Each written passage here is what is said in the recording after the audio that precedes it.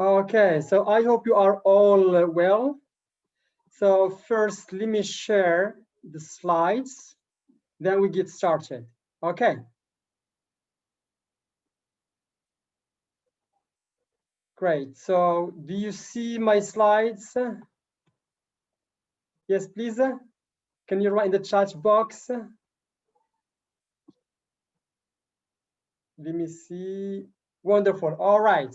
So good evening, everyone. Here in Morocco, it's about 4 minutes.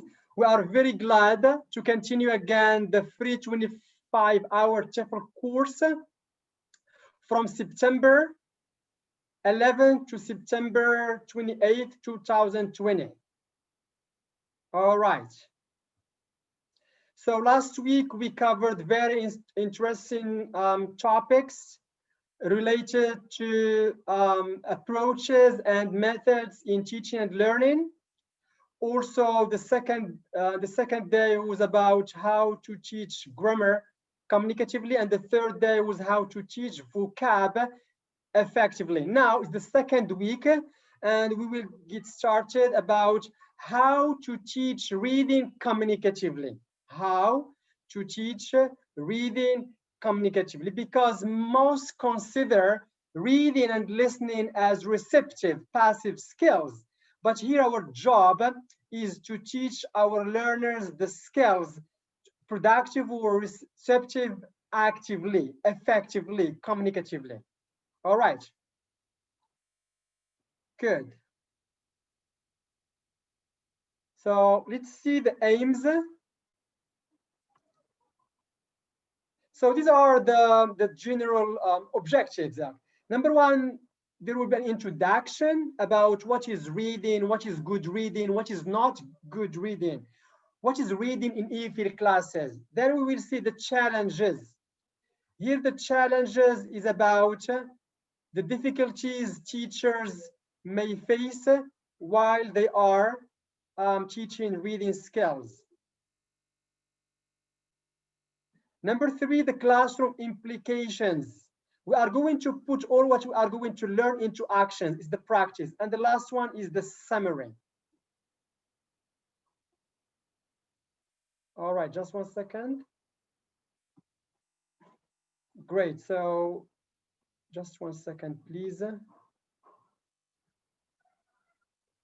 Sorry.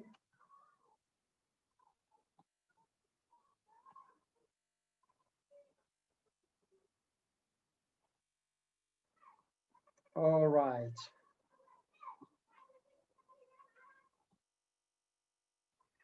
Let me share again.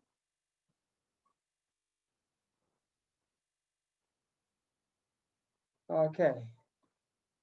So these are the major points that we are going to discuss or tackle today. Okay. So now the first question. Yeah, it's very interesting for novice teachers, and even for experienced teachers, or even for students. Why do you read? What are the major purposes behind reading? Yeah, any volunteer? So let's see here. Yes, please.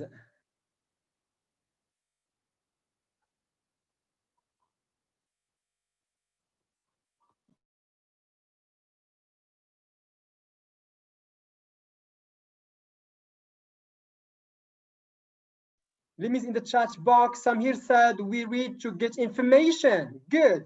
We read for pleasure. I like it. Thank you. What else? Basically, there are several reasons why we read, but here there are two major reasons. Manna said to enjoy. Wonderful. I like it also. Tariq Shgar said it's an input. Bakrawi Idris to increase vocab and knowledge. Wonderful. Nasira, we read to study language aspects. Great. Very interesting points. So let's see here. And some here said we read to improve writing. Ilham Hiyani, we read to increase our vocab. Great. So there are several reasons, but I'm still looking for two major reasons. Yassine, to deepen our knowledge.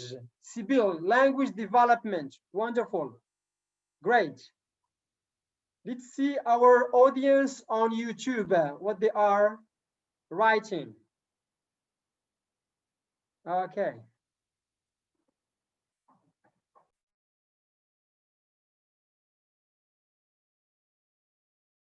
So here, Latifa to learn the language, Firdaus to learn language and knowledge. Wonderful. Great. So there are several reasons why we read, and the major ones, as Wahida said here, corrects grammar and broaden vocab. Sarah Glimi, we read to be familiar with language. Interesting. Ismail on YouTube said to broaden my knowledge and improve my Turkish vocab. Yeah, why not? Leila Hassani, get knowledge. So let me show you some of the major purposes or reasons. So here, these are the two major ones. Number one, we read for a purpose. We read for a purpose, and we should teach our learners for a purpose. Number two, we read for entertainment. I give you an example of reading for a purpose. Sometimes you may travel abroad. You may travel to Spain, to Turkey, to Algeria, to Tunisia, to Indonesia, wherever you are. And you may need the guidebook to guide you for the historical places. So you are reading the instructions for a purpose to get the main places. So this is reading for a purpose. Okay. Number two, reading for entertainment, like reading a novel, a short story to enjoy. Good. Now, here, the most important is to mix the two when you are teaching reading. So you teach reading for a purpose, but at the same time, you want to create an enjoyable learning environment. So students should feel happy, should have some fun in the classroom. So reading for a purpose and reading for entertainment. These are the major two categories. Okay. Next. Any comments so far?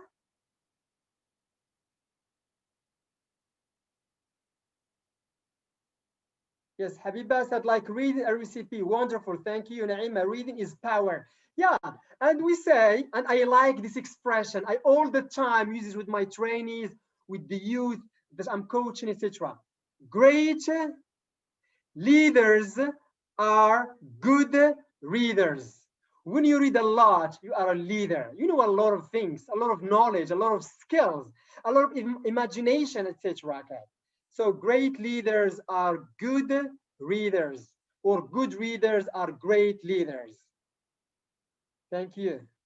Habiba from Algeria, our inspector, said, unfortunately, we don't encourage our learners to read for pleasure. I agree with you.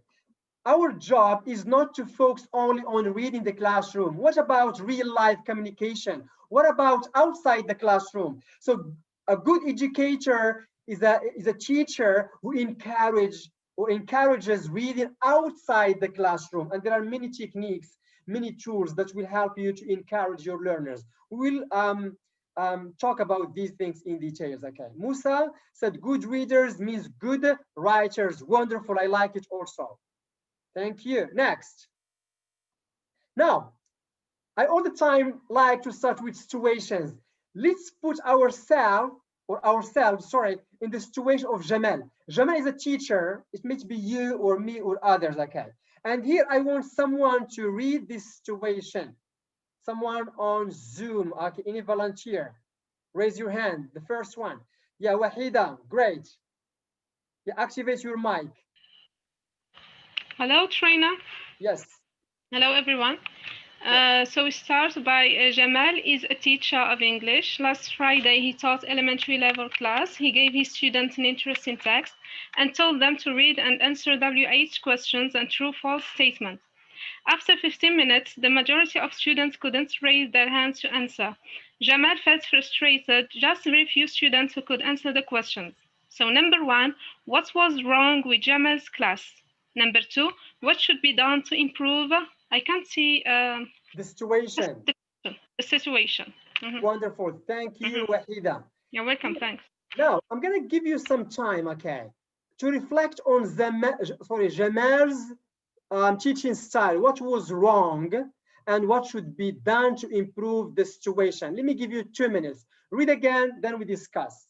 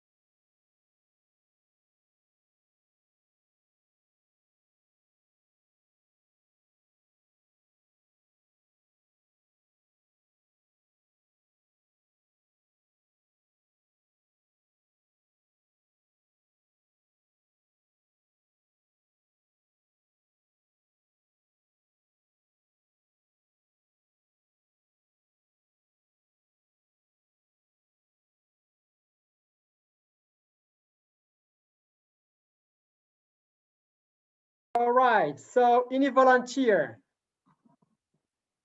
Yes, please. So what was wrong with Jamal's class? Any volunteer?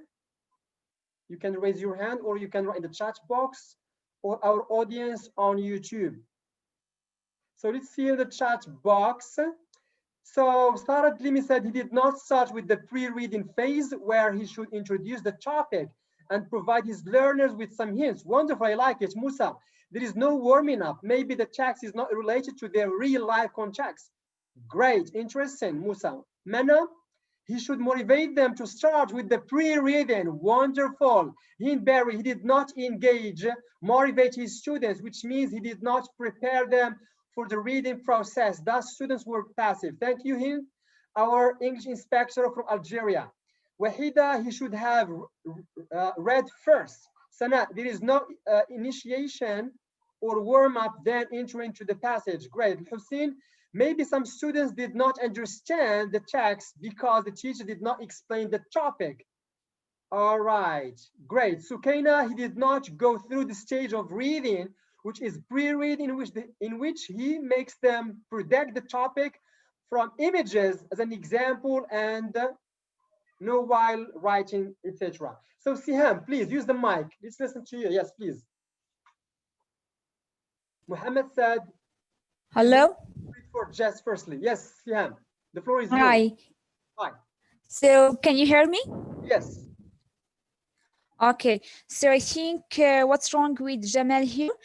First of all, he didn't engage his students to make them more interesting for reading texts, and also I think and also ask them to read the text and to do the exercises in one go.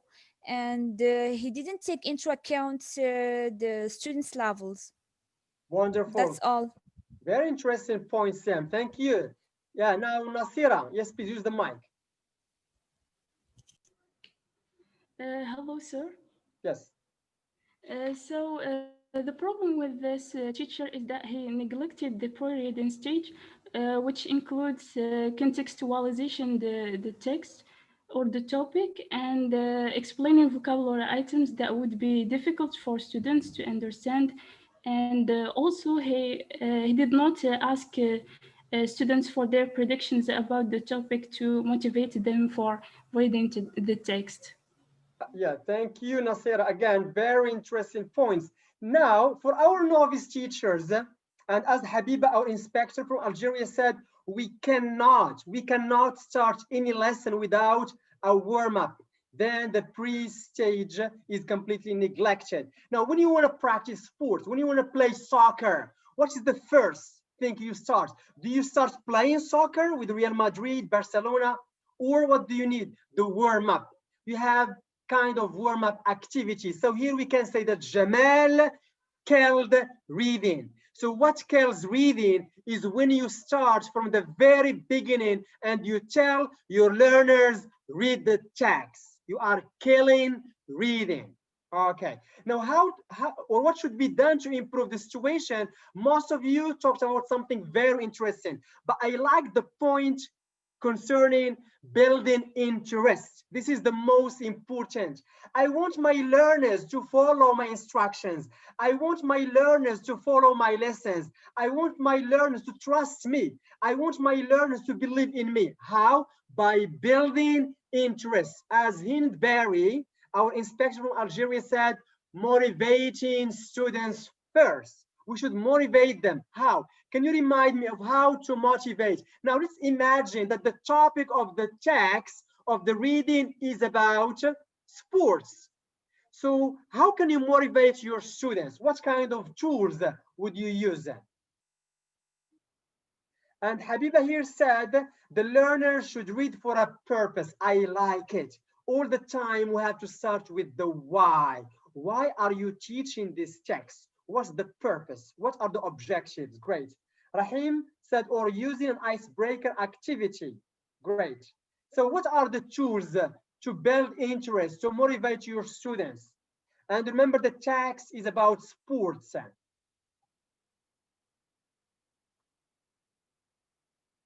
So yeah, here Habiba said, bring pictures representing sports. Thank you. Sibyl from Turkey. Jamal should have started by asking about their favorite activities. Great. Using picture. Bizri Muhammad. Great. Wonderful. So these are the tools. So we can use the VA, visual aids. Wonderful. What else? Hindberry said, communicative engage activities, video, segments, pictures, games. Thank you, Nasira. Find a quotation about the topic. Interesting. But the quotation, and here you have elementary level. Maybe the quotation is a bit hard for elementary level learners. Sibyl, brainstorming. Thank you, Habiba. Just ask them about any sport, recent events. Sofia, Alamu, opening a speaking component or discussion. Thank you. Great. So let's see our audience on YouTube. Yes, please. So let's see here.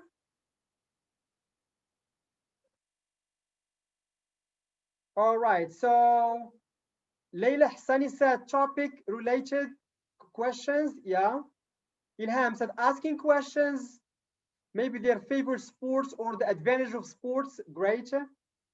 Thank you. So these are very wonderful tools to activate or to motivate your learners. So let's see here.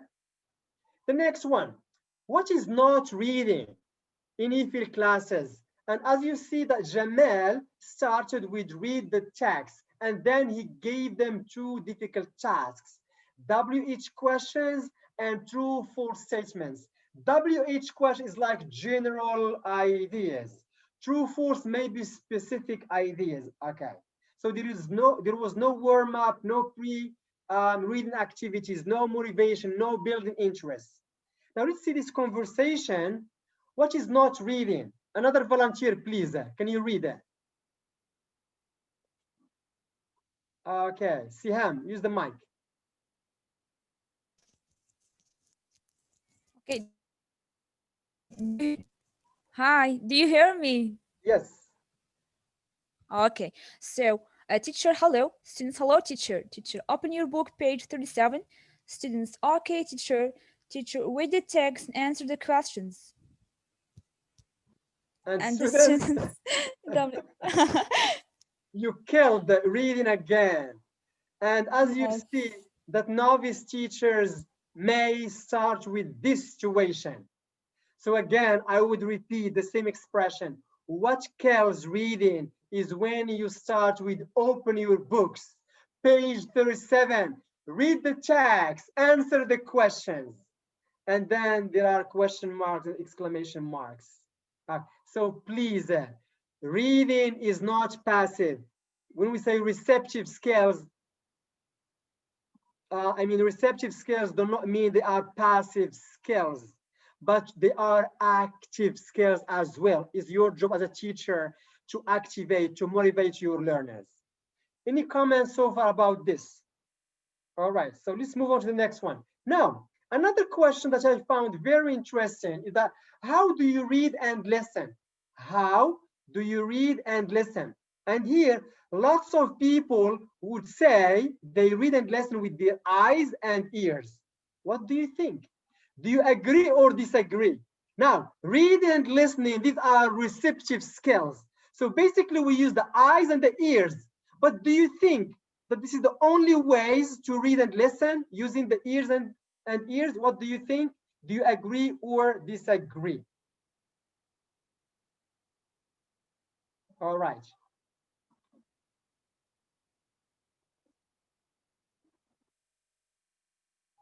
So Lamia said, I try to join you on Zoom. Yes, please, just try. I'm going to accept.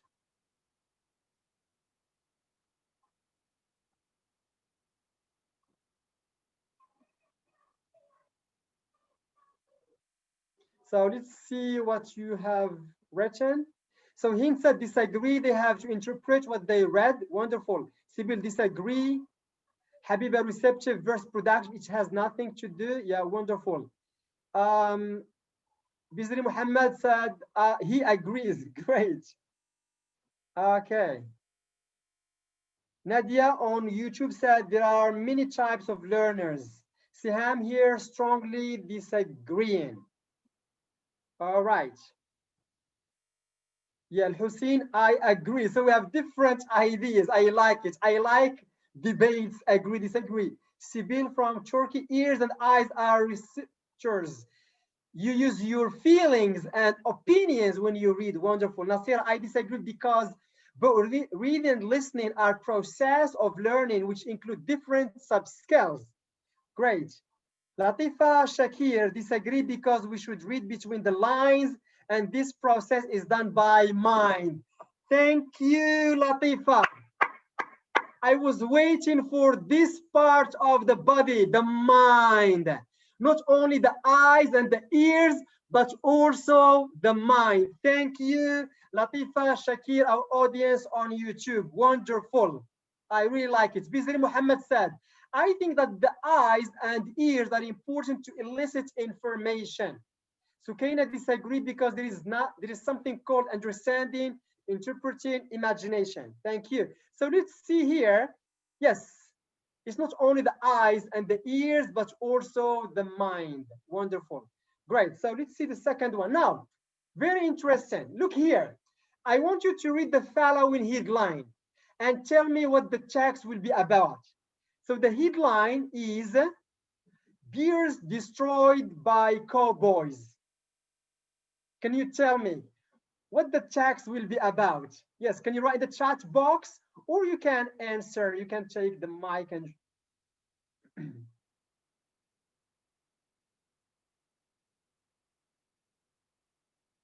all right. So Sam said the text will be about cowboys. Lamia said she cannot hear me. Do you hear me or not? Can you hear me, please? Sorry. Can you hear me?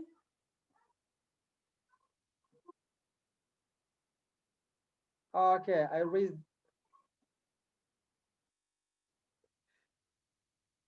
All right, cowboys and the damage they give to bears. Sibyl said, NBA, Rahim. So, okay, Sloom, good. All right. Hunting, Wahida. Okay, so we have different ideas. Okay, and the majority said cowboys will kill or will hunt the bears, etc. Okay, wonderful. I really liked your answers. Okay, yeah, because you saw the pictures. All right, that's interesting.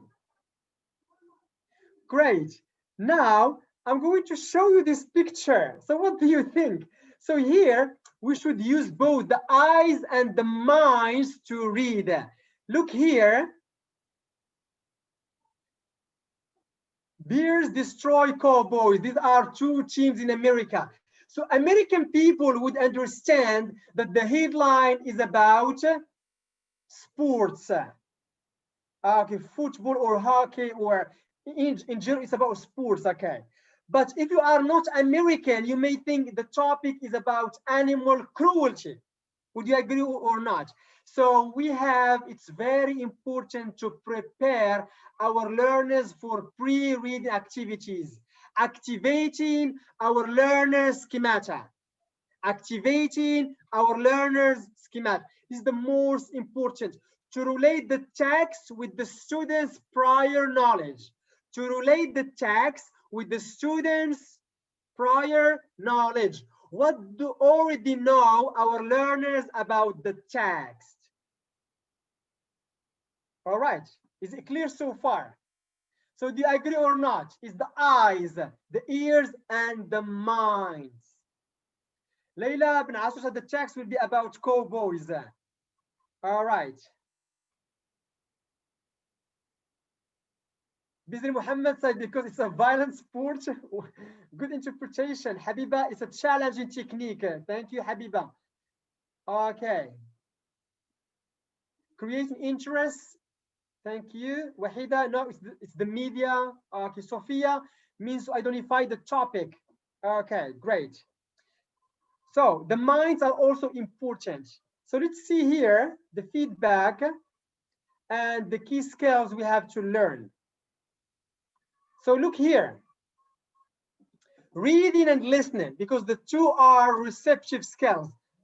They are not simply matters of the eyes and ears, but also a matter of using our minds to literally understand words and process them in our pre-existent knowledge.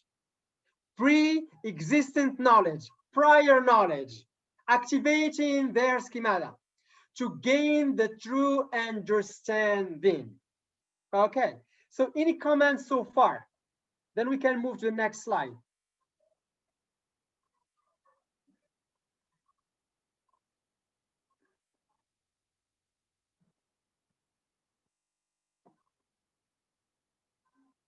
Any comments so far? Yes, please.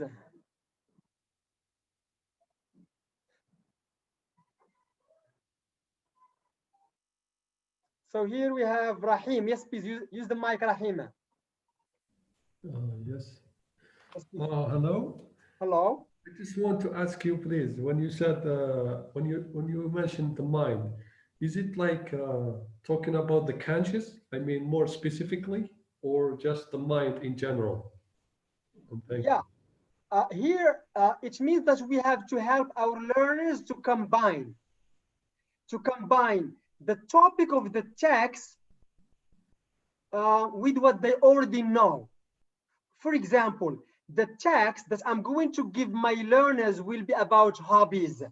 But before presenting the text about hobbies, I should know that my learners have an idea about what do we mean by hobbies, and what are their favorite hobbies, and what are the safe hobbies and the dangerous hobbies, etc.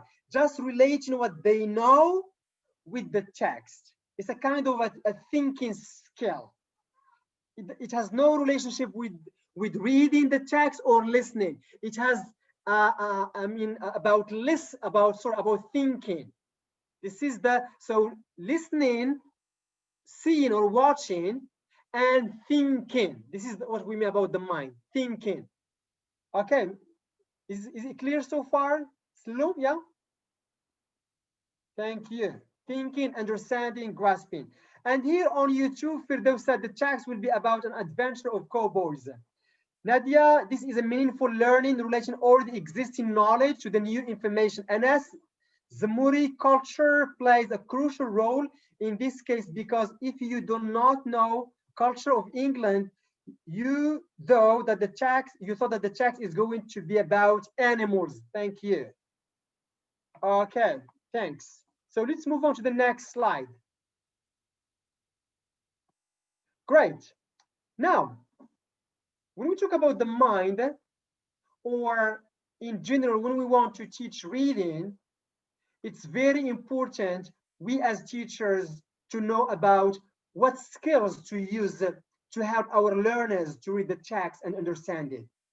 how to facilitate our students' learning process. And here we are going to focus on what are the reading sub-skills, the sub-skills. Now, can you remind me, or if you know about some reading sub-skills, what are they? Can you write, please, in the chat box?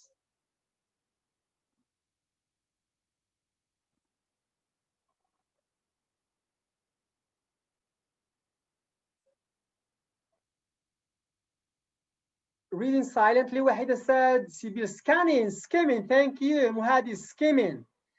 Manna, prediction, wonderful, scanning, skimming, great. Reading for general understanding, thank you, Sophia. Ilham, scanning. Sibyl, reading for jazz, wonderful. Nasira, brainstorming, prediction, eliciting, interest. Muhadis, reading for detail, great. Bisri Muhammad, scan and skim. Thank you. So you covered the majority of the sub-skills. And here we have Anas Zamuri on YouTube said scanning, Latifa Shakir skimming, scanning, Anas reading for jazz. Thank you. Great. Ilham scanning, skimming, Nadia skimming and scanning. Yeah, thank you. I'm proud of you because you covered all of them. Great. So let's see here. These are some of the sub-skills. So skimming, scanning, summarizing is also a sub-skill. Yeah, summarizing. Great. Inferring, prediction, reading for detail. Now, I want you to remind me what's the difference between skimming and scanning. What's the difference between skimming and scanning?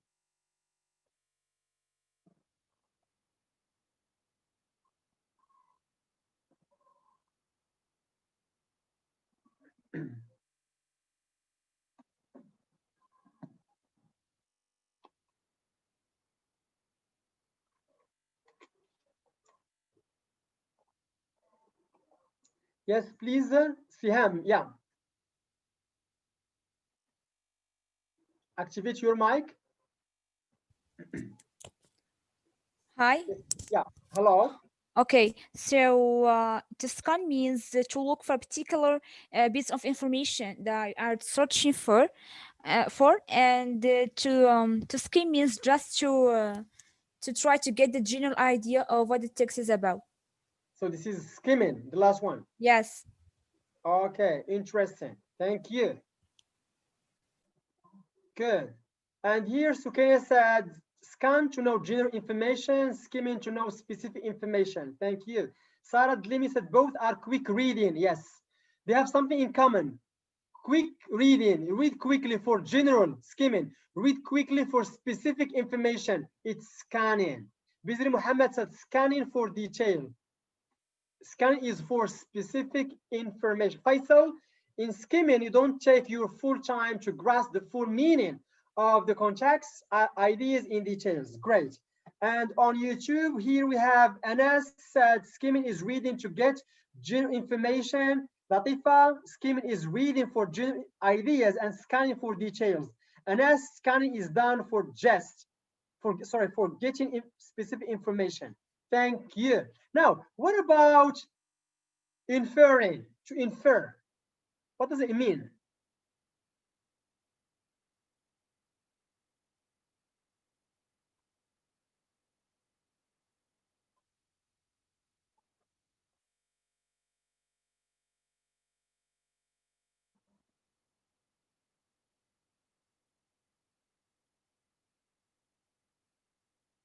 So the meaning of the word in context, Sana said. Now, inferring, what does it mean? Relating between the line. Thank you, Sibyl. Ikram, skimming is reading. Now, what about inferring? Muhammad said inferring using the different languages. Yeah, all right. Najia said skimming is reading for general. Now we are talking about inferring, to infer. To infer. Saeed Yusufi, skimming is to check predictions, scan is to read again, to answer the comprehension questions. What about, so you infer what? Nasira said inference means using clues from the text to figure out what is not directly said. Thank you. Sukaina, to deduce. I like this keyword. To deduce the meaning. Sophia, to guess is to infer. Muhadis, the message behind the text. Thank you. Nisreen, to deduce the meaning. Now, if you want to know about the author's attitude, the author's feelings, you infer. The Buza Siham said inferring is to use meaning from text. Great. Layla Hassani, what's the difference between scanning and reading for detail? Yeah, we will see this one. Great. Hafida said inferring means figuring out something that the author doesn't actually say. Nadia, using prior knowledge to draw conclusions. Thank you. Now let's go back to Layla's question. What's the difference between scanning and reading for detail? Scanning, number one, you read quickly to get specific information. You read quickly to get specific information. Now, reading for detail, number one, you read carefully. You read carefully. Number two, when you are reading, you concentrate. Why do you read carefully and you concentrate? To know about everything about the text, to know about every word in the text, to know about specific and general ideas, to know about extra information. This is the difference. Okay. I hope that the answer is so clear. Great. Now let's see here. There is a task to complete. So now we have prediction, skimming, reading for detail, scanning, and inferring. I want you here to complete, you have the definitions. It's a kind of task completion or matching exercise. Can we do number one all together? Any volunteer? Number one. Can you read someone here? Our audience on YouTube, our participants. Yes, Mr. Abdurrahim. Or Wahida, yes, please use the mic. The first one. So I read the definition. Yeah, yes. Read A and complete. So we have A, reading quickly to find specific information. I think the answer is scanning. Thank you. So it's number, which number two? Okay. It's number two, scanning. Thanks. Now let me give you 1 minute. I would like to give you 1 minute. Think about the other ones.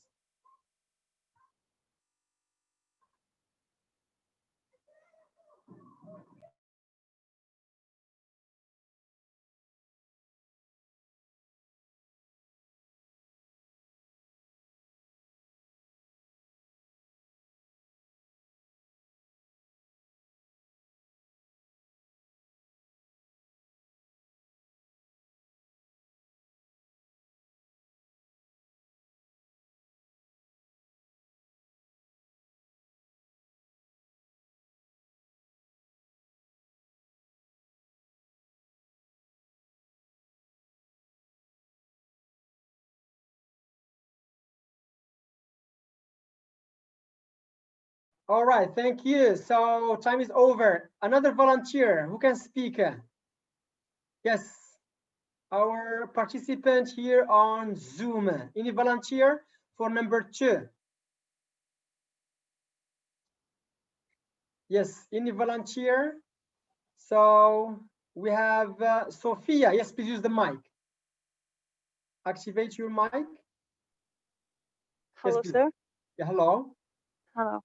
So for B, reading to understand every word in a part of a text. So reading for detail. Thank you. So it's number 3. 3, reading for detail. Thank you. Wonderful. Thank you. Yes, next, another one. Yeah, you can continue, by the way, Sophia. Do number 2. Do number 3 as well.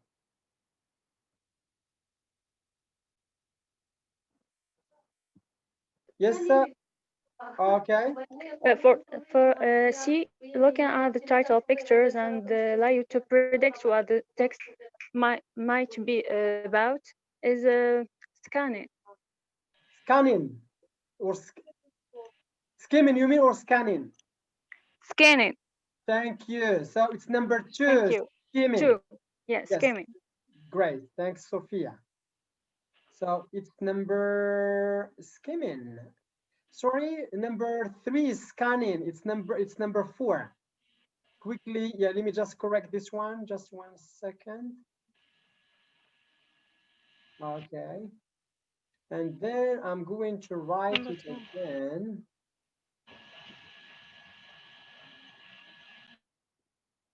Let me write it again, sorry.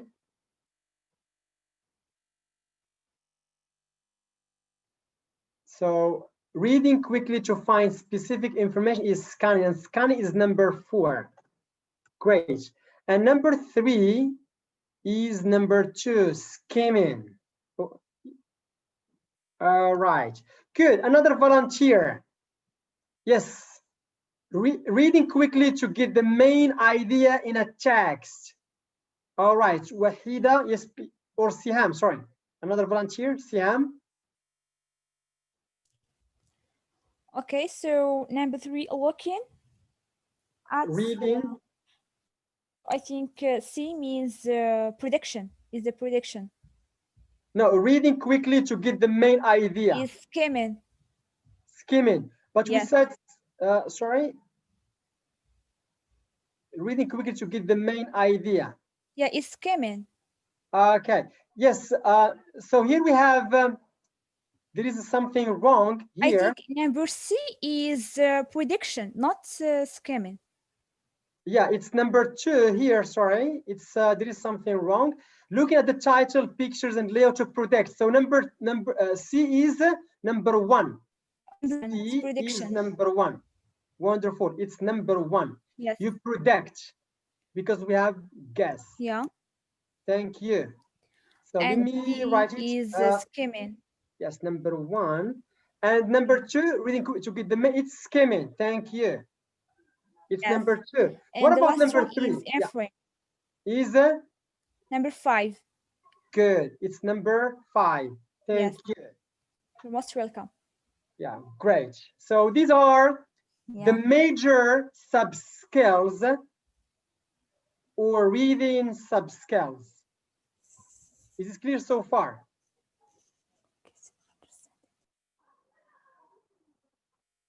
Yes, is it clear so far? Then we can move to the next slide. Thank you.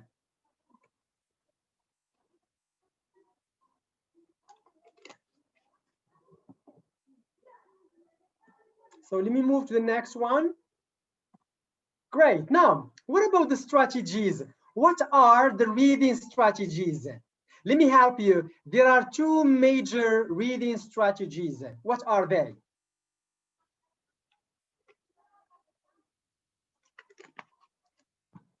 Let me see. I guess Wahida wanna say something. Please activate your mic. Then we move to Sophia. Yes.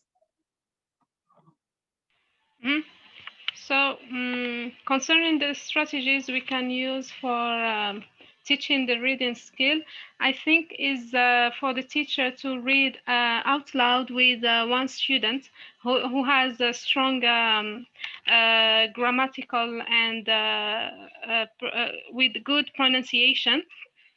And then they ask, the teacher can ask the whole class to repeat the passage or the text clearly, so that he can engage them in the reading skill, I think. Thank you. Yeah, thanks. Thanks for this point. Now, what about Sophia? Yes, please.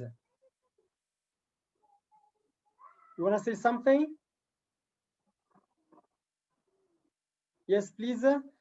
Okay, so let's see here in the chat box. Habiba says, sorry, but since you read loudly, you are teaching listening. Thank you. Siham, reading strategies, silent reading to understand the text, teaching vocab. Bizri Muhammad, they are the map road of reading. Darqawi Idris, questioning and summarizing. Wahida, no, reading out loud is important. Nasir, extensive and intensive reading. Nasira, thank you. I was waiting for these 2. Yeah, basically we have intensive and extensive. And then there are other ones we will see. Yeah, intensive and extensive. Now, what do we mean by intensive versus extensive reading? Look at the pictures, then you can have an idea. Look at the pictures. Look at the pictures, the two ones.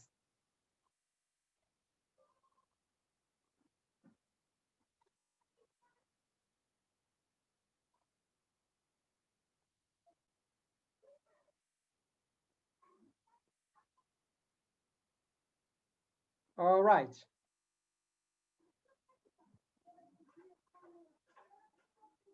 All right, Lamu, yes, please use the mic. I guess you raise your hand.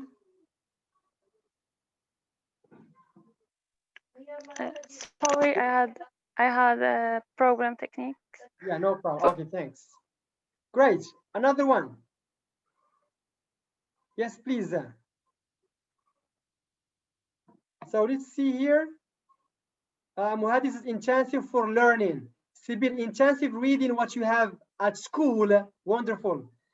Habiba, academic verse enjoyable. Thank you. Wonderful. Hindberry, reading for pleasure, extensive, and reading for purposes, studying intensive. Thank you. That's really interesting. Yes, let's see our audience on YouTube, what they have written. So Leila, intensive, a kind of guided reading. Latifa, intensive is reading for information and extensive is for pleasure. Thank you. Great. So look here. Look at the first picture. Look at the place. What's this? Where? Where is the classroom? Inside the classroom. Look at the second picture. Extensive, outside the classroom. It's number one. Then we have the purposes. So let's see here the difference between intensive versus intensive. As Mrs. Habiba, our inspector from Algeria, said, it's we feel sorry because most teachers do not encourage reading outside the classroom, which is extensive reading. Okay, so let's see here.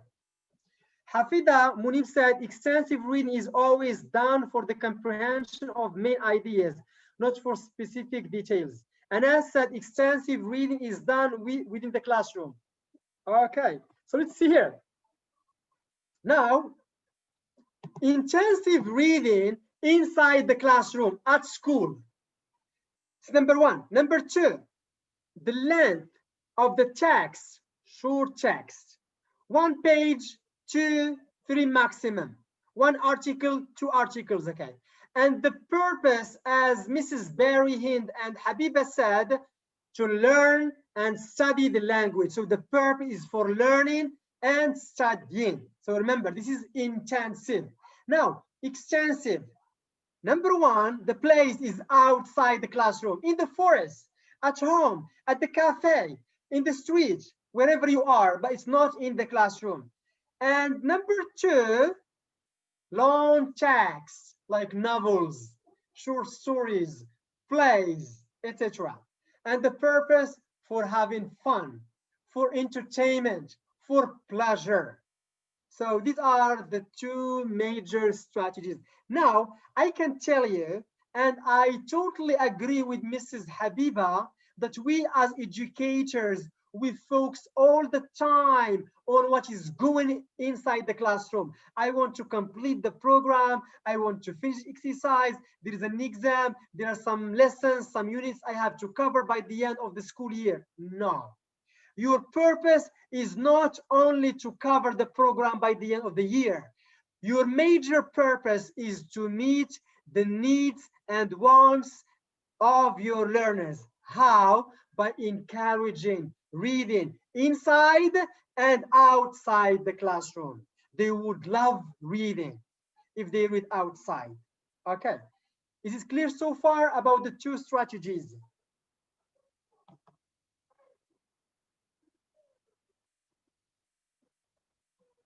Yes, please. Thank you. Now, some of you may ask this question, how can we encourage extensive reading? Yes, there are many techniques. Number one, you can suggest and tell your learners, everyone will buy a short story, 5 dirhams, 10 dirhams for beginner level learners. Everyone, they are going to buy, yes, please, they are going to buy the stories, and then your job is to exchange every week. You read a story, or every month, then they exchange. By the end of the year, they would read more than 2, 3, or 4. It's number one. Number two, you can encourage your learners to use the internet positively by providing them with very interesting websites about simple short stories. They can watch the story, they can listen, and they can read it. This is another tool that you can help your learners to encourage extensive reading.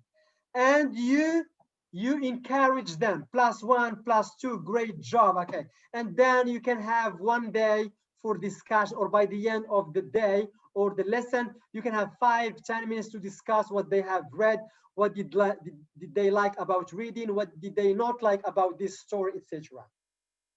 All right.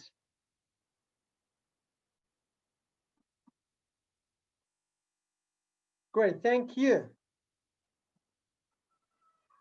Habiba said, try to make a kind of mini library in your classroom and let your learners take books with them at home. Thank you. Sometimes I have some fun with my learners. I tell them, do you know why you don't like reading? They say, teacher, no, we don't know. I say, listen, you don't like reading because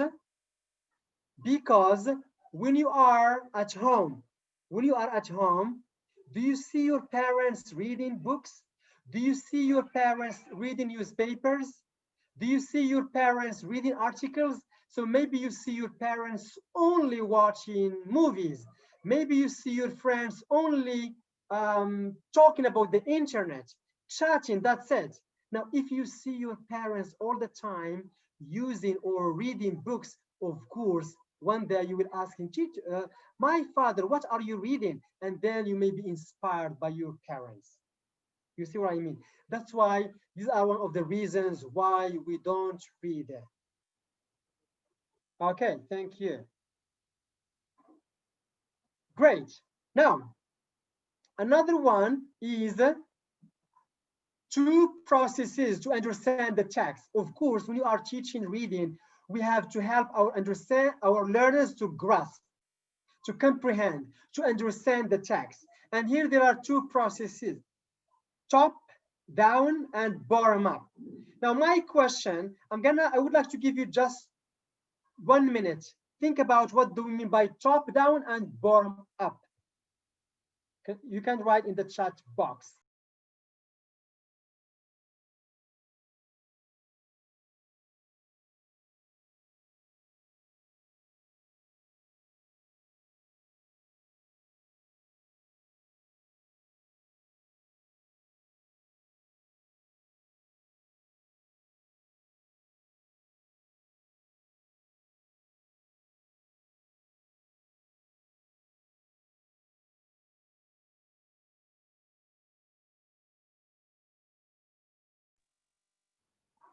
All right, so let's see in the chat box. Here we have Mr. Muhammad said top down is reading from up to down. Great. Bisri, your answer is very interesting. Okay. Muhadi said top down starts from the whole text, then go through the details. Bottom up starts with the details, then get the whole idea. Abdelqawi or Abdelqawi Driss, top down goes from general to specific. Okay. Yes, interesting. Manna said it's about TTT and STT. Sarah, top down is to start understanding the text through a general to specific details. Okay. Musa, top-down focus on the general idea, whereas bottom-up focuses on specific ideas. Yes, very interesting. Thank you for your explanations about the two processes. Great. Yes, that's interesting. So let's see here. Now, when you are teaching your learners, you have two choices. Do you want to start from what is general, activating your student schemata, using prediction, using VA, then you pave the way to the main text? Or you want to start from what is specific, then you move to what is general? Or you can have a kind of combination. These are the two ways.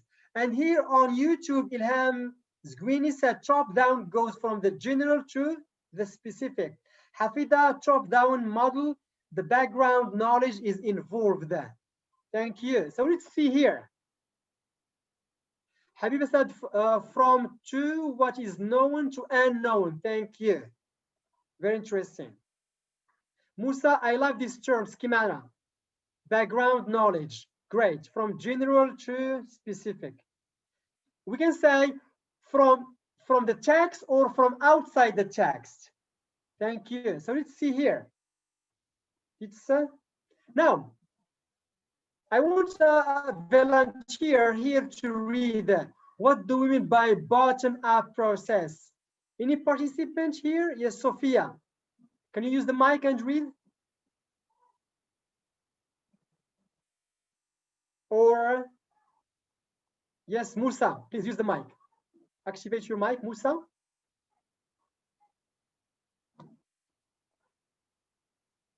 Okay, so let's see. Yes, please, Siham.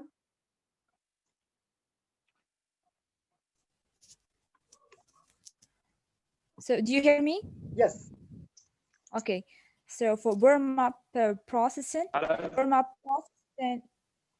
happens when someone tries to understand language by looking at individual meanings or grammatical characteristics of the most basic units of the text.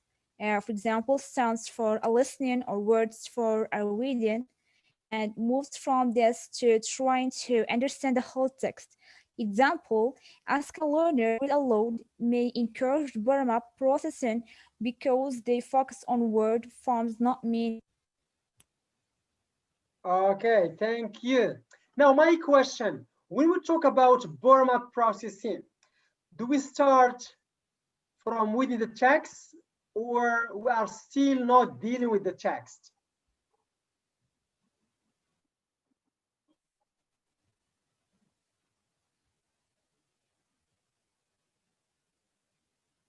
Could you please repeat? So bottom-up processing, we have two ways. Either you start from within the text or you start from outside the text. So is it from within or from outside, bottom-up processing?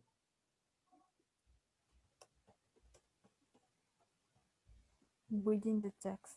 So Sana said outside the text, within the text, it's from reading the text. So we have different answers here.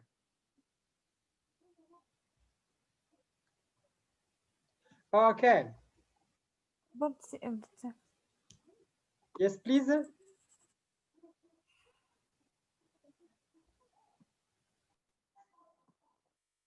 So here, as you see the definition here, bottom-up processing happens when someone tries to understand language by looking at individual meanings or grammatical characteristics of the basic units of the text, like sounds for a listening or words for reading. So it's about finding the meaning of particular words. So basically, we can start from both, from within or outside. I give you an example. From within is when you ask your learners to give you the opposite of the following words in paragraph 1 and 2. This is within the text. Now, from outside the text is when you pre-teach vocab, pre-teaching vocabulary. Okay, great. This is bottom-up processing. Now, the second one. Now, top-down processing. Any volunteer to read that again, the definition? Yes, Musa, use the mic. Musa, can you please use the mic? If you can't, I'm going to move to Faisal. Yes, Faisal, please. Activate your mic. Hello, can you hear me? Yes. Can you hear me, sir? Yeah. Go ahead, Faisal. Okay. Top down. Top down processing of language happens when someone uses background information to predict the meaning of language they are going to listen or to read, rather than relying first on the actual words or sounds. Bottom up. They develop expectations about what they will hear or read and confirm or reject these as they listen or read. As an example, ask a learner to predict what a newspaper article might be about from the headline or first sentence will encourage them to use top-down processing on the article. Great, thank you. Thanks, Faisal. Okay.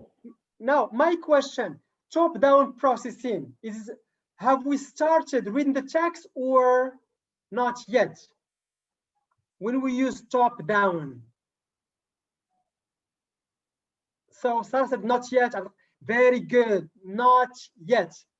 An example, when you show them a picture. An example, when you start leading questions. An example, when you activate their schemata, prior knowledge. Wonderful, thank you. So these are the two ways. Now, you can start with top down or bottom up, but the best is a combination of the two ones. Okay, next one. Now, let's see here. Let's practice. This is a text taken from a Moroccan textbook for Common Core. Common Core is the 10th grade. 10th grade. Now here, identify the purpose of task 4, task 5, task 6, and task 7. Then you decide whether they are pre-reading, while reading, or post-reading. Now we are trying to deal with the stages of reading skills.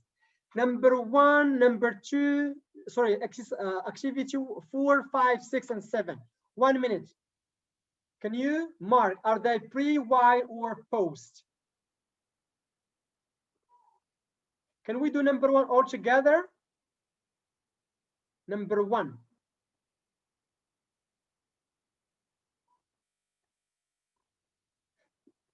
So, number 1.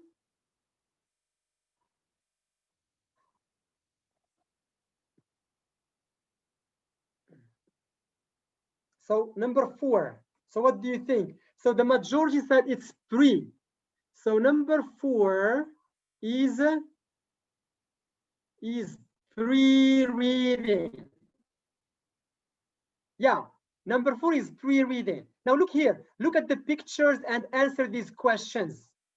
Who are the people in the pictures?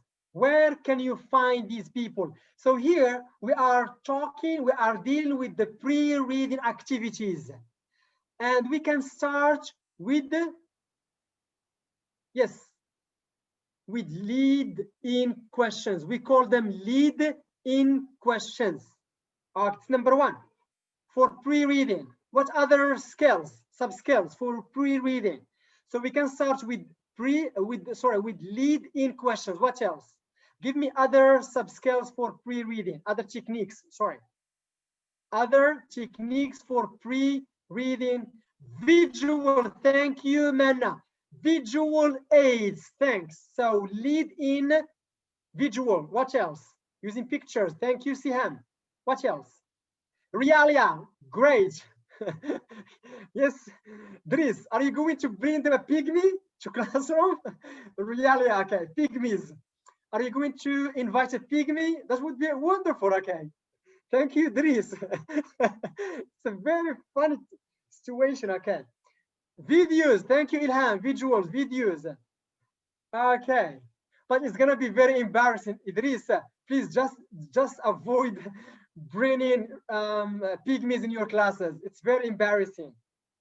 Unless if you pay him money and he or she would accept. Then it's okay. Great.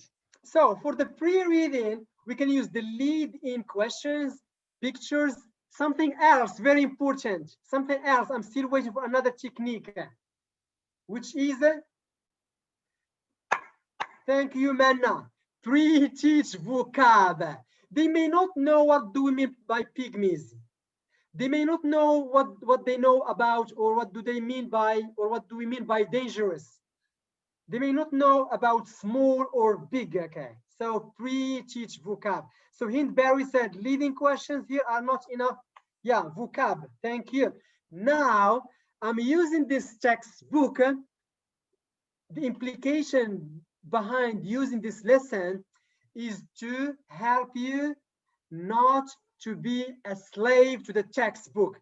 You should adapt the textbook. So here the textbook uses only leading questions. Now your job is to use visual aids, pre-teach vocab, brainstorming, etc. Okay, these are very important. So here you can see, hello, my friends, how are you? Great, yes.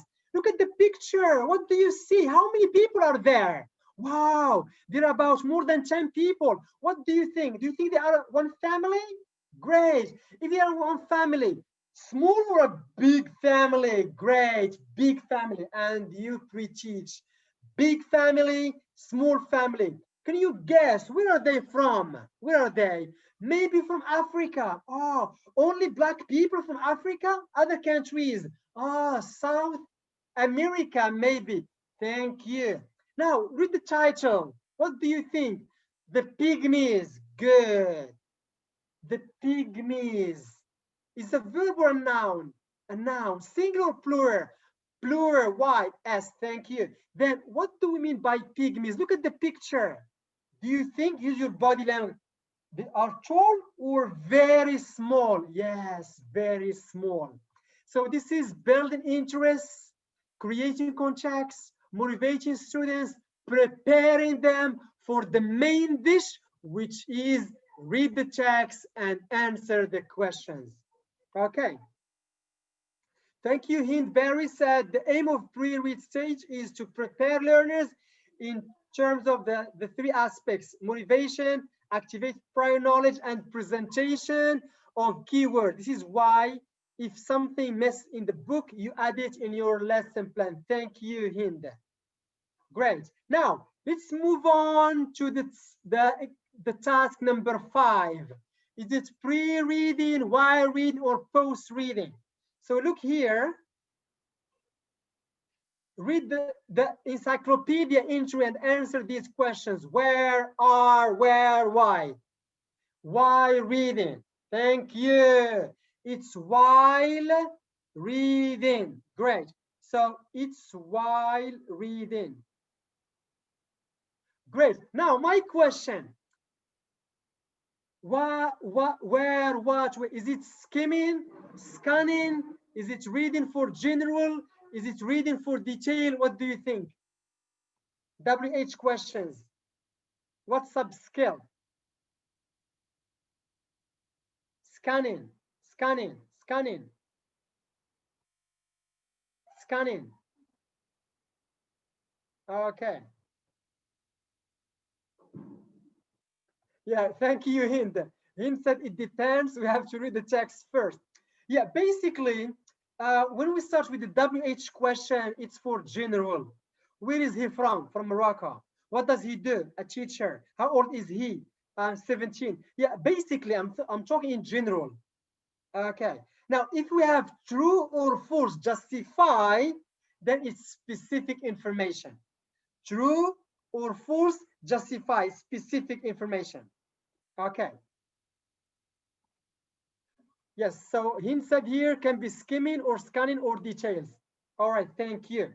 Now, number 6, again, is it pre, while, or post? Number 6. Check the true statements about the pygmies and check your answers in a small group. What do you think? Is it pre, while, or post reading? So Mana said post reading, Sihan post, Sabil post, Sana post reading.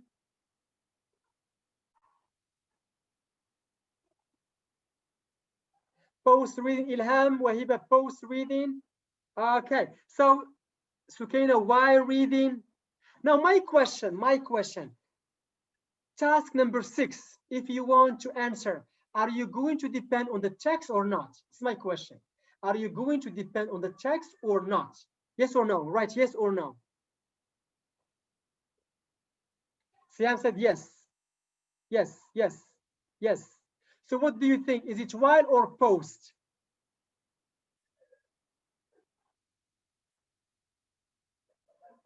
Yes.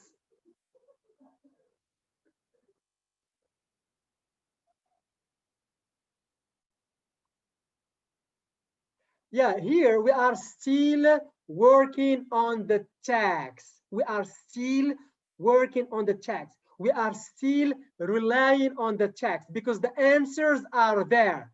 The Pygmies' original countries is the Congo, Chike. You get it from the text. So it's while reading. Basically, it's while reading. Okay, it's while reading. Now, it's while read, even though there is discussion. Okay, now for number 7, discuss with your partners why the Pygmies' life is difficult.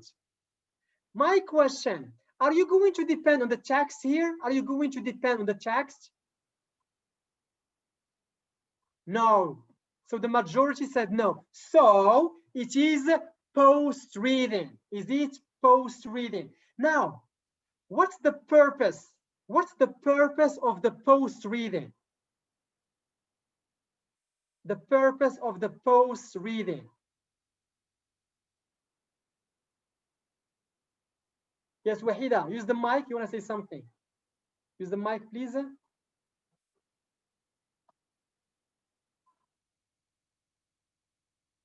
Activate your mic. Okay, let me move to Musa. Yes, please, Musa. You want to say something? Okay. Sophia? Hello, sir. Yes, sir. Please. You have a question? It was just a mistake, sir. I'm sorry for that. Okay, yeah, no problem. No, it was just a mistake. Okay, yeah, it's okay. I'm sorry for that. Yes. Okay, so yes, please. Here the object is examine reading from is reading as a communicative activity. Yeah, which one? 7. Yeah, so the purpose is to make reading as a communicative activity here. Thank you, for communicative purposes. Yes. Thank you, thanks. You're welcome. Good. Now, for the pre-reading, we want our learners to use their own language, to reflect on what they have read, to agree or disagree. The purpose is to use their own ideas, their own words. This is the purpose of the post-reading. Okay, thank you.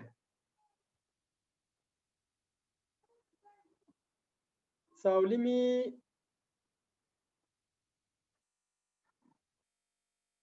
move on to the next slide, if it is clear. All right.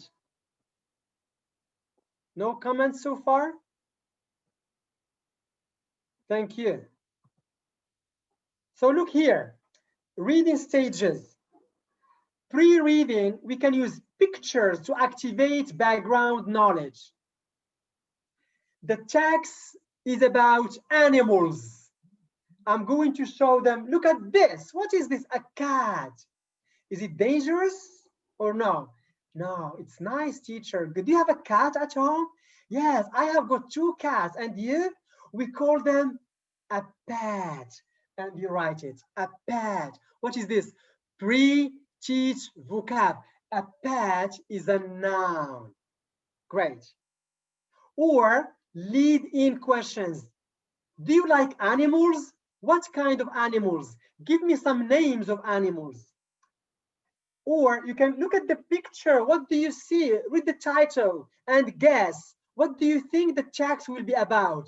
This is use the title to predict the content of the text. So there are many ways. The best of the best, using pictures, realia, as Dries said, we are teaching pygmies. You can invite a pygmy. Okay, this is a pygmy, realia.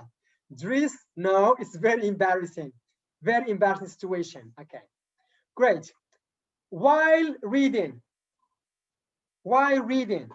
Thank you, Hindberry. Yeah, it's my pleasure.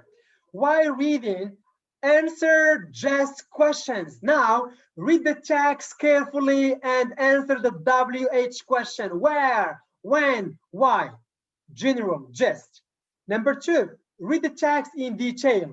True or false questions or statements. Number 3, match sentence halves about the text content. Okay, so the second stage is the while reading. Remember, the first stage is a kind of building interest, preparing, motivating learners. The second stage is read carefully, concentrate, read carefully, concentrate. This is the stage number 2. Okay, now the last stage is the student's job. 100% is student's job. The teacher will not interfere here unless they need help. So write a description. Do you agree or disagree? The text is about animals. Write about your favorite animal. Work with your partner. Do you agree or disagree that cats are the best friends? Do you agree or disagree that dogs are the best friends? They can write, and after that, go to the board. Yeah, role play. So are moving from fluency to accuracy. They are working in pairs. They feel at ease. They feel comfortable. They don't care about the mistakes. And suddenly you tell them, after 5 minutes, I'm the teacher going to choose 2 and go to the board. Oh, my teacher will choose 2 volunteers. And then you try to correct if there are mistakes. What is this? This is accuracy. So here you are trying to help your learners to improve fluency. If they go to the board, there is accuracy. Okay. Or compare and contrast. Is it clear so far? No question? Then we can move on. Habiba said the post reading will prepare the ground for the writing session. Thank you. Yes, to combine all the skills. Great, thanks. So let's move on to the next one, the next slide. Let's see our audience on YouTube.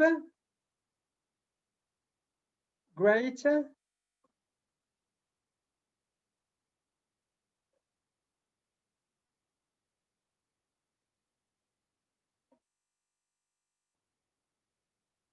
So here we have Leila, what's the difference between warm-up and pre-reading? Very good question. Warm-up and pre-reading. Anyone to explain what's the difference between warm-up and pre-reading? Warm-up activities.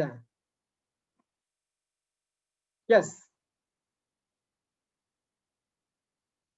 And Ilham, here we have discussion activity 7, so they are going to communicate and use their language. So what's the difference between warm-up and pre-reading?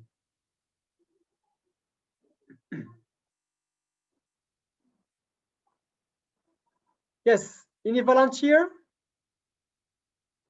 So Sarah said pre-reading is more specific to the topic than warm-up. Great.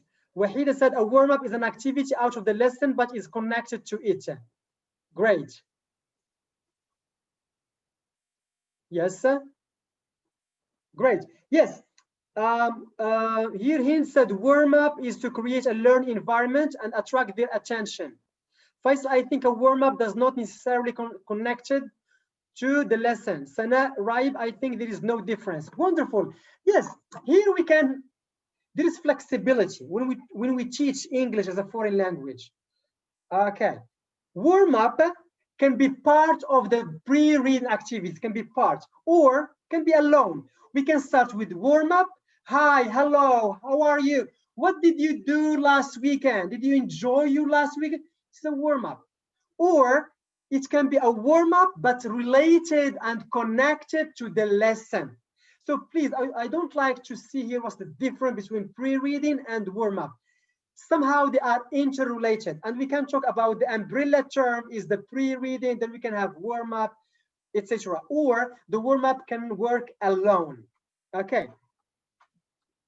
Thank you.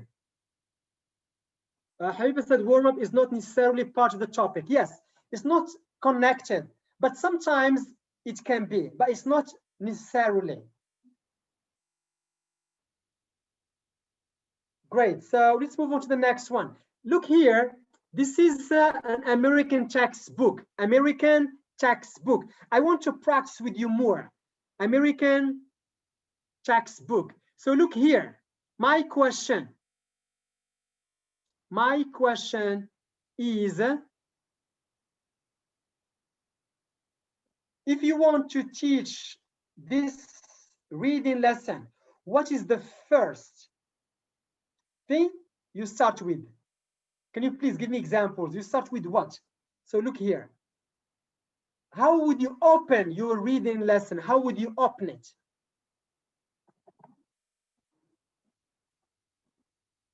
Okay. So Habiba said, invest the picture. Thank you. So you look at the picture. Great. Wahida with the topic of real life. Good. Sibyl, I'd start with topic traveling. Interesting. I really enjoy your answers, all of you. Sarah Dlimi, I would start the talk about immigration. Very interesting. Mana, lead in questions. Thank you, Faisal. I would start by asking students to speak about their own experience in traveling. Sophia, ask about their knowledge, their prior knowledge. Musa, asking, have you been on trip before? Habiba, read the title and discuss it. Great. What else?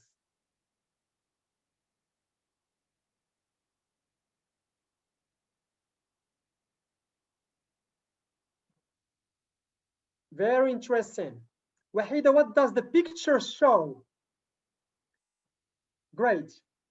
What does the picture show? Yeah, and here it's very interesting. Najia said pre-teach vocab. Najia Zwin. Okay, Muhadi's picture description. Thank you. Now, Raja asked them if they know Ibn Battuta. Interesting. Okay. Yes, if they know Ibn Battuta. Great. Now, here, as you have just mentioned or said, all of you, we have got different ways of presenting or opening the reading lesson. So there is no best way. And on YouTube here, Rabia Mulid said by showing them a picture or a funny story. Ah, here there's a story. Great. Yeah. The best, you can start with the picture because we as human beings, we like pictures. There are colors there. Okay. Visual representation.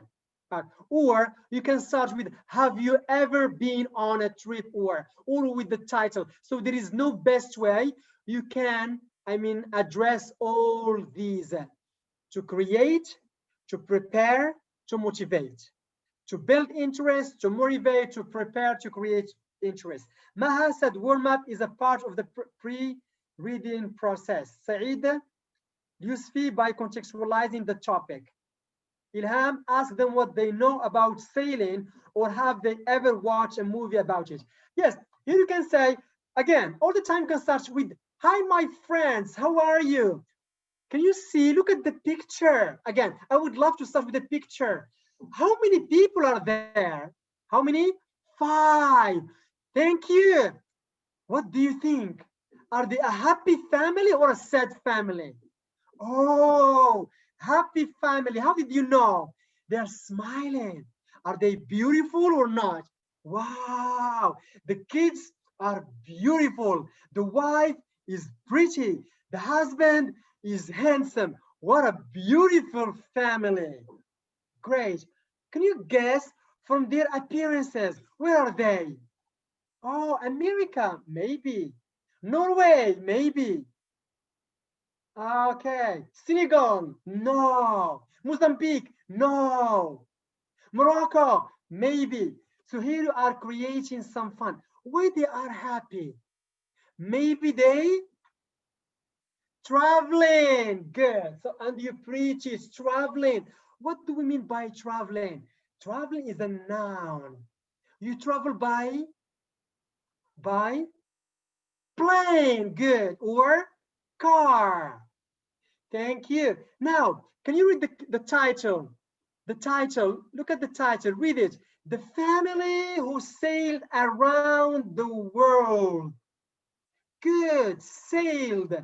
It's sailing. Where? On air, water, or land? What do you think? Water, land, air. Oh, it's like this, sailing. It's water. Great. So sailed, it's a verb in the past. Now, can you guess the picture and the title? What the text will be about? Can you guess what the text will be about? Great. Now, can you guess? Now work with your partner. Think what the text will be about. And here I'm using think, pair, and share technique. Now, can you guess what the text will be about? I'm gonna give them 1 minute. They think. Then, now, can you share with your partner? Work with your partner. And then can you share to the whole class? A very interesting technique. Think, pair, share, or ink, right? Pair and share. This is the pre-reading stage. Okay. Great. Now, let's see here. Number one, please, number one, reading around the world. Okay, so it can be the title or it can be this one, the family who sailed around the world, or this one, around the world. So the first one, do you like traveling by boat? When was the last time you traveled by boat? Where did you go? Did you enjoy it? What is this? Yeah, it's pre-reading, but what technique is used there? What are the types of questions? What do we call them? All right, what do we call them?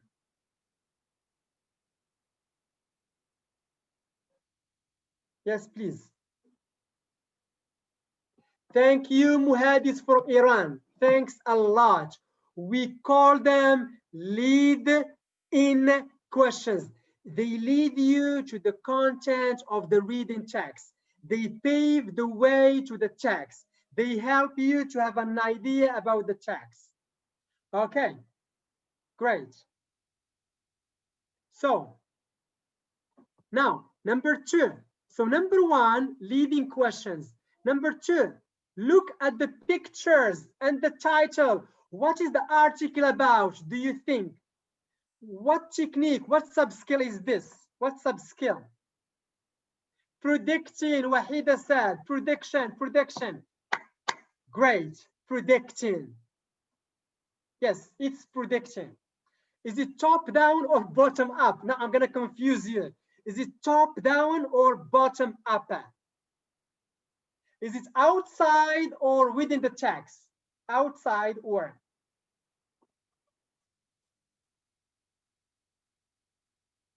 So Sukaina top down, Wahida top down, Nasira top down. Okay. Here on YouTube, the first one said La Vibil, leading questions. Okay. Rabia, leading questions.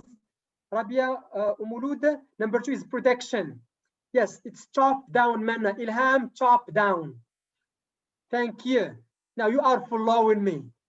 Great job. So it's outside the text. We are not dealing with the text.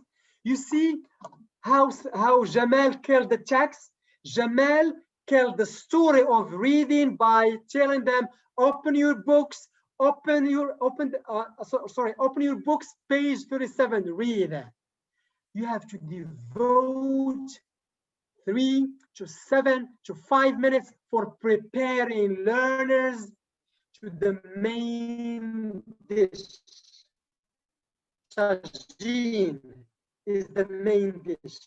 Tagine here stands for the text. Read the text. Next. So let's move to B. B. Listen and read the text. Check your answers. Okay, this is a part of number 2. Now, number 3, correct the mistakes in these sentences. Compare answers in pairs. Alison is an engineer and Jeff is a teacher. What is this? Is it pre or while reading? Is it pre or while reading? While reading. While reading. Thank you. While, is it for general or specific information or details?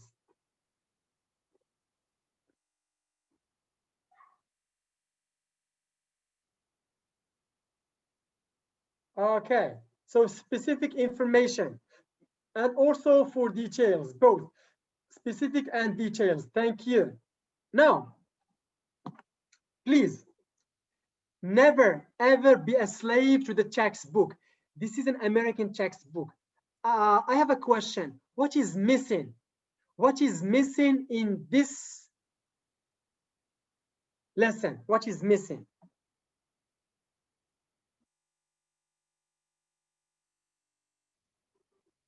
Post reading. Thank you. Post reading. Okay. Now we should give the opportunity for our learners to use their own language. Is the post reading.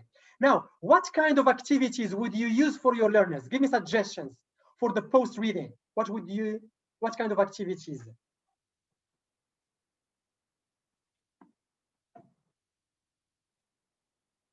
Sarah said discussion. To discuss what? Sarah Dlimi, can you clarify more? Mana, speaking. Speaking what? Give me an activity with details.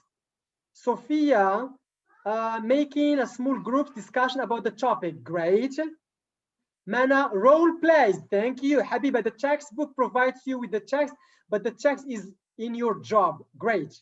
Siam, doing a role play about traveling. Character analysis. Thank you. Sana, open discussion. Sarah, to discuss country. Good. Wahida, ask them about their experience about traveling, just in 2 lines to encourage them. Sibyl, discuss about the advantages of traveling in the sea. I like it. Our participants from Turkey. Yes. And by the way, traveling to Turkey is one of the best places. Okay, great. Sibyl, discuss about advantages. Great. Sukaina, have you ever traveled with your family? If so, write a paragraph about the main events you experienced. Thank you, Sukaina. Good. What else? What about the mode of work? Are they going to work in groups, in pairs, or solo work? What do you think? They are all communicative and productive tasks. Thank you, Hinda. Mana, summarizing. Wahida, individual work. Bizri Muhammad, in groups.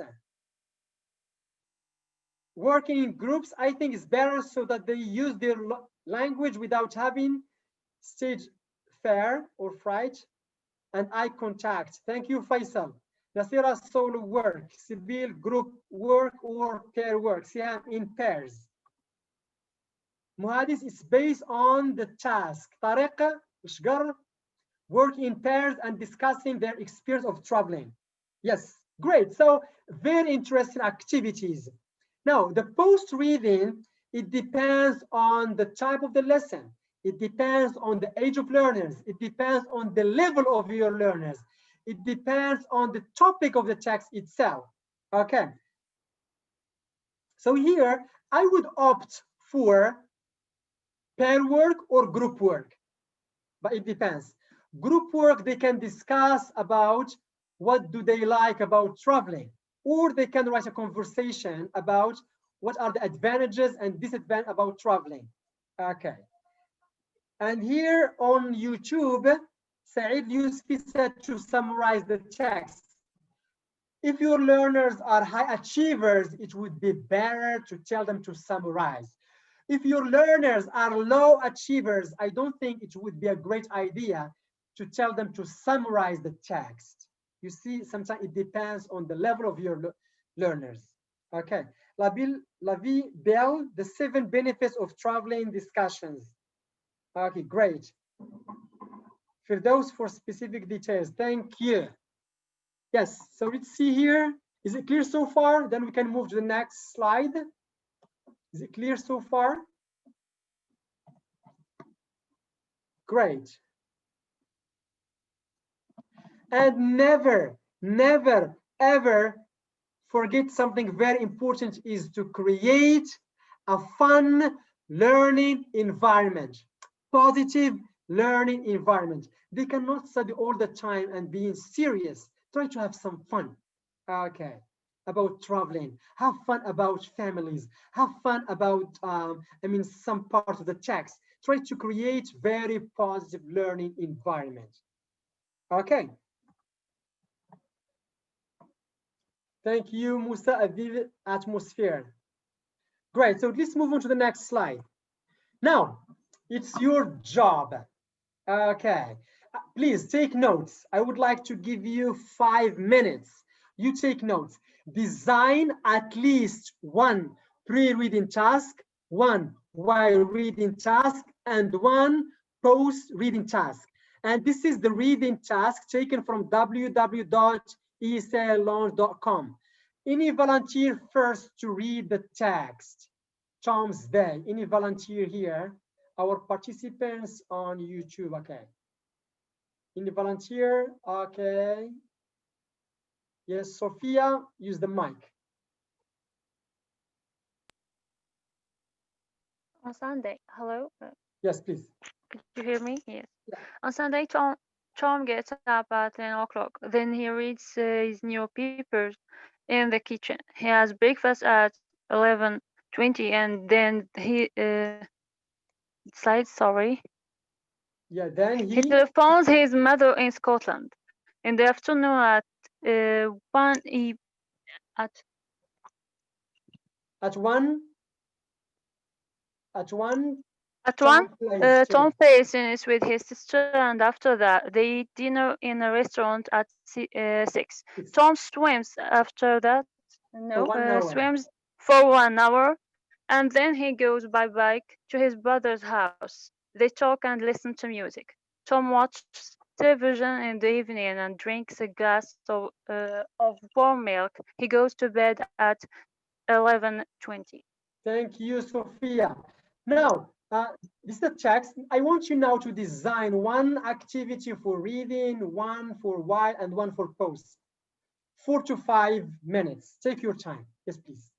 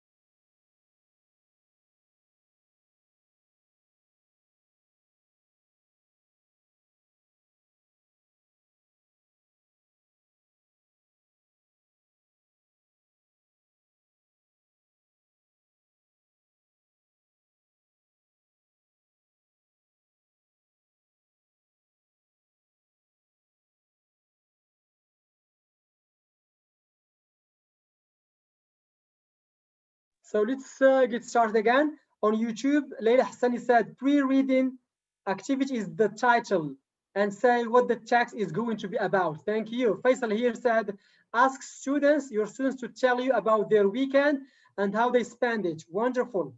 Great. Abdelqawi Idris, what is time managing? What's the benefit of scheduling your task? Pre-reading, leading questions. You don't get your point, Idris? Nasira, can you tell me what do you do on Sunday morning? Okay. Sarah, let me pre-reading provide learners with pictures about Tom and Tom doing down of his daily activities and ask learners to observe and read. Okay, great. Mana, using video about the daily activities. Siham, I will give them the pictures of Tom to observe. Great. Muhadis, pre-reading showing a clip and eliciting some words or phrases that students know. Great. Sophia asked them, did they do any activities and talk about hobbies? Thank you. Now, what about, wonderful, yeah, interesting. What about the while reading? While reading, give me just one task. It can be WH, matching, etc. While reading, Faisal said, listen and answer activity. Give me one question. Yeah, one question. For example, what time does Tom get up on Sunday? Leila Hassani said, while reading are the statement true or false? Thank you. Sukaina, true, false questions. Bizri Muhammad, while reading, leading questions. Muhadis, reading, matching phrases with the task. Thank you. Yeah, so we can start. Please, when we do reading, while reading task, we start from easy, difficult, challenging, most challenging. So easy, it can be matching exercise. It can be a matching exercise. Okay, for example, Tom get up, or Tom gets up at 10, at 7, at 9 o'clock. Okay. Then you can move to WH question, then to true, false. Okay. Firdaus here said pre-reading, when do you wake up in the morning? What do you do first after waking up, etc. Okay. Mana, yeah, while reading, gut feeling. Now, what about the post-reading? The post-reading. Tom's Day. Now you have read about Tom's Day.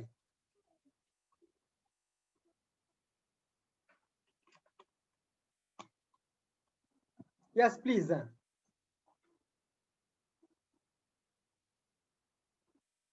Tell about your typical day in pairs. Thank you. Great, Civil. Yeah, wonderful. Mana, writing. Great job.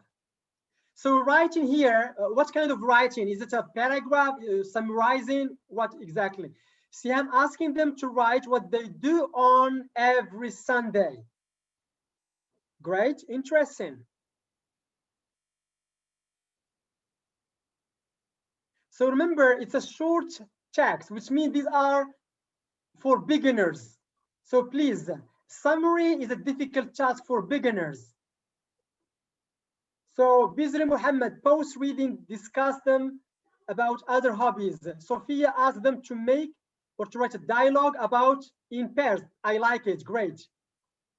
So please, this text is for beginners. It's a short text. So the post-reading activities must match the level of your learners, role plays. And as Zamuri said, post-reading like role play, work in pairs, telling each other what they do on weekend. Great. Sukaina, how do you spend your day? Producing the language? Great. Nasira, tell me about your plans for the next weekend. Thank you, I like it. Raja, talk about the activities you do on Sunday. Now, pair work, group work, solo work. What do you think? Yes. Hinda, transform the text into a picture, creative task. I like it a lot. Sibir said pair work. Siham, pair work, Nasira. Great, pair work, wonderful, pair or group work.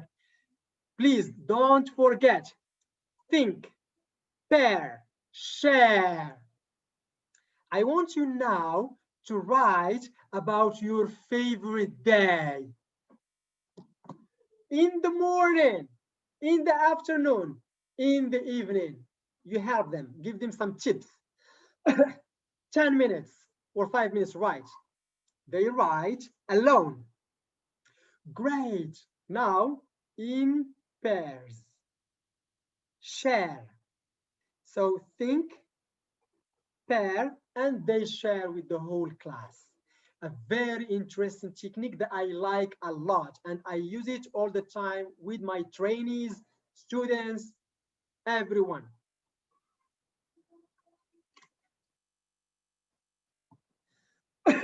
Okay, is it clear so far?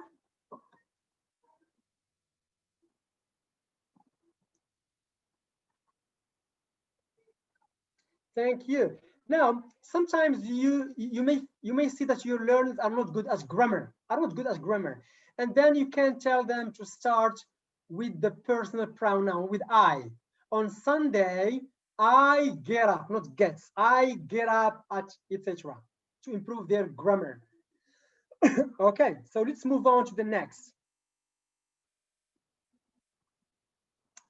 Review summary. Now, I want you to define, we have finished so far. Define this one. What do we mean by receptive skills? Let's start with the first one. It's a kind of review. Receptive skills. Can you write? What are the receptive skills?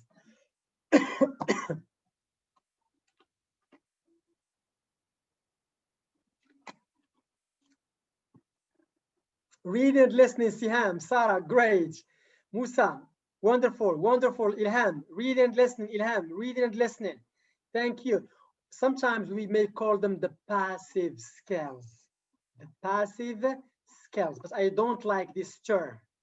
That's why the title of my workshop is about how to teach reading communicatively, actively, effectively. Thank you. Thanks.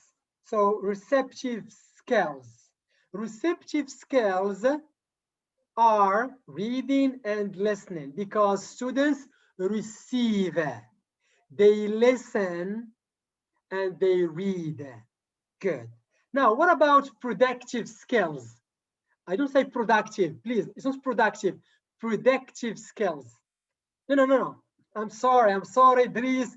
I'm sorry, Mana. I'm sorry, Sarah. Not productive, predictive. Please concentrate. Dries, -1. Glimi, -1. Ilham, -1.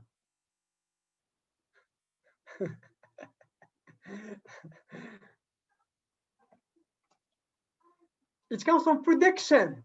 I just changed the terminology. Yeah, give me predictive skills. What do we mean by predictive skills?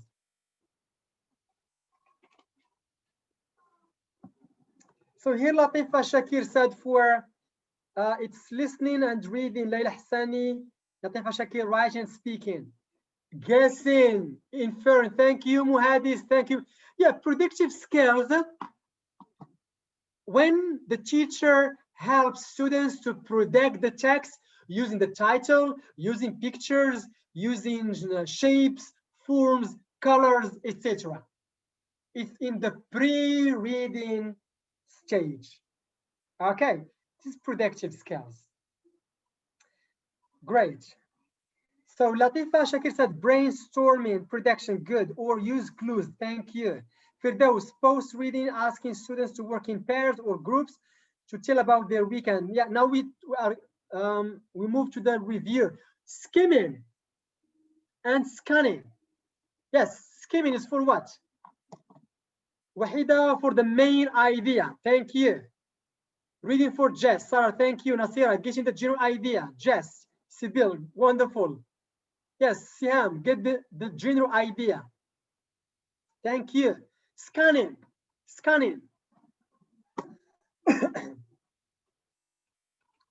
Scanning, detail. Sibyl, detail. Sarah, specific. I like this term, specific. Specific information. Specific information. Thank Faisal, reading carefully to pick up details. I don't think so, Faisal. Please try to avoid reading carefully. We don't read carefully when we are dealing with scanning skill. Okay.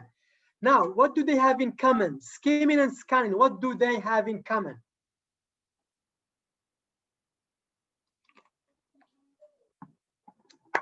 Thank you, Sophia, Sarah, Sibyl. Fast, quick reading. Faisal, it's not carefully. Quick reading. You read quickly for general ideas. Skimming. You read quickly for specific information. Scanning. Okay. And on YouTube here we have Anas Zamuri said, what's the difference between skimming and reading for jest? Thank you for this question. It's very confusing.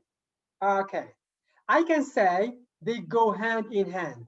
Skimming and reading for jest, both of them are for the general idea. Skimming for general ideas and reading for jest for general ideas. I can tell you there is just one slight difference. It's about skimming is somehow quick and it's in the beginning of the reading. But reading for just, it's somehow slow and it's during the reading. Okay, great. Ilham's Green said skimming, reading quickly to get the main idea.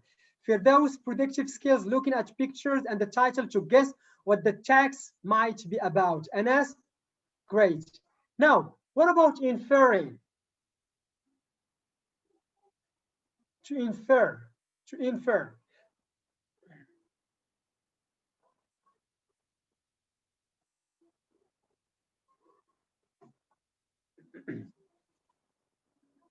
Deduce. Thank you, Siham, Sarah.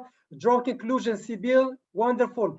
Yes, inferring is to deduce, to draw a conclusion, to get the meaning, okay? The intended message of the text, as Muhadis said. Deduce, Ilham said. Reading between the lines. Dris, thank you. Yes, sometimes we can find that reading for jest and skimming are the same. Okay, they are the same somehow. Said, you speak quick reading. For those skimming is to read the text quickly to get the general idea. Now, what about intensive versus extensive? What's the difference between intensive versus extensive? Remember, we talked about the place, the purpose, and the length of the text. Intensive reading within the class and limited time. Rahima, in the classroom. Long text versus short text. Thank you, Sibyl. Sarah, in the sitting and the purpose behind the reading. Muhadis, intensive inside the classroom. Short text. Mana, inside the class, outside the class. Siham, classroom, great, wonderful. So, intensive. Number one, it's inside the classroom. Number two, the text is short. It is in the classroom. Number three, the purpose is for learning and reading. The purpose for learning and reading. Now, extensive, it's outside the classroom, in the forest, the cinema, the cafe, at home, the library, wherever you are, except the classroom. The purpose for entertainment, for pleasure. And the length, long texts, such as articles, long articles, such as novels, long stories, plays, etc. And the difference between a good teacher and a bad teacher focuses all the time on intensive reading. A good teacher is an educator who makes a balance between intensive and extensive. Why? Because learning takes place both inside and outside the classroom. If you want to be unique, if you want to be different, if you want to be special, you read outside, not just inside, because the crowd focuses only what is in, outside the box. Read outside. Thank you, Musa. Yes, bad teacher, we can say poor teacher. We can work with terminology. Yeah, thank you. Poor is better than bad teacher. Thank you. Yes. Now, what about top down versus bottom up? Top bottom up. These are two processes. So top down from general to specific. Wahida. Okay. Great. Top down from, yes, general to specific. So top down, have you started reading the text or not? Top down. Have you started reading the text or not? No, not yet. So what can you use? You can use a picture. You can use the title, read the title, many things. So activating student schemata, the prior knowledge, the background knowledge. Thank you, Sarah. Great, great. Now, what about bottom up, bottom up?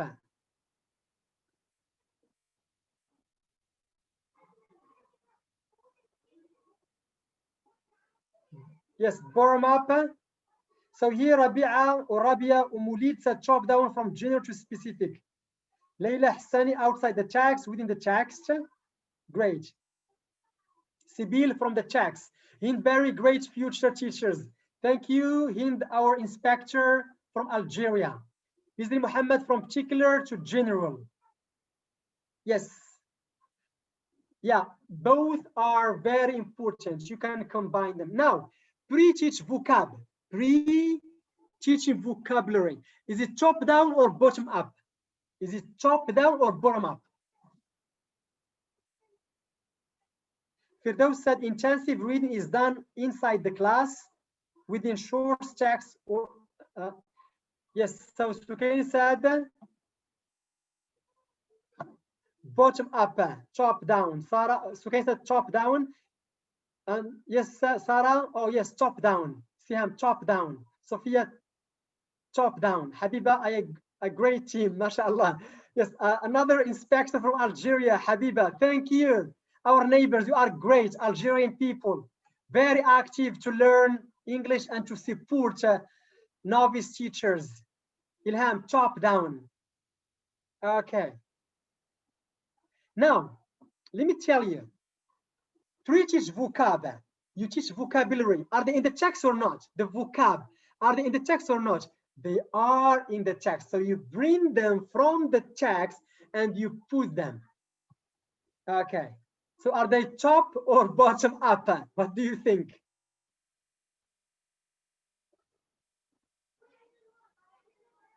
They are top down or bottom up? Sophia is laughing. Yeah, it's a pre-teach vocab, but it's a kind of bottom up. Yes, you take it from the text. Okay, so it's a combination. The beauty of teaching English is all the time 1 + 1 = 2. But in English, there is no 1 + 1 = 2. It depends on many things. Okay. Great. Now, what about the reading stages?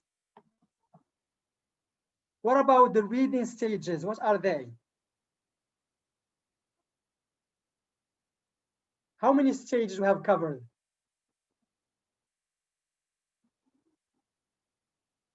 What pre, while, post reading? Pre, while, post reading. Thank you. You were really amazing. I loved your participation.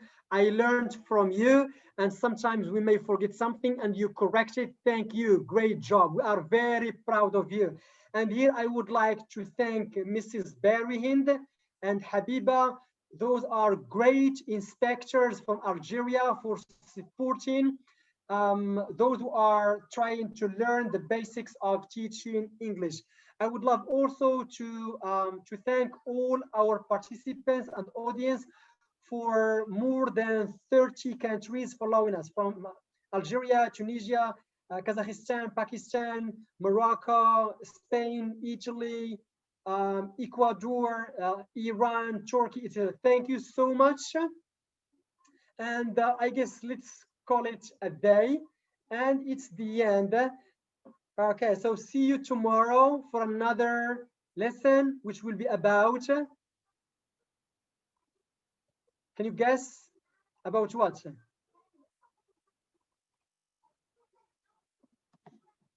you remember?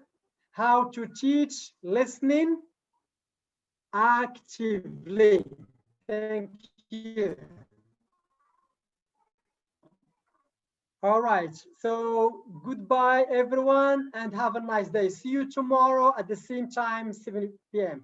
So here, Mr. Lhoussine Qasserras, the international trainer,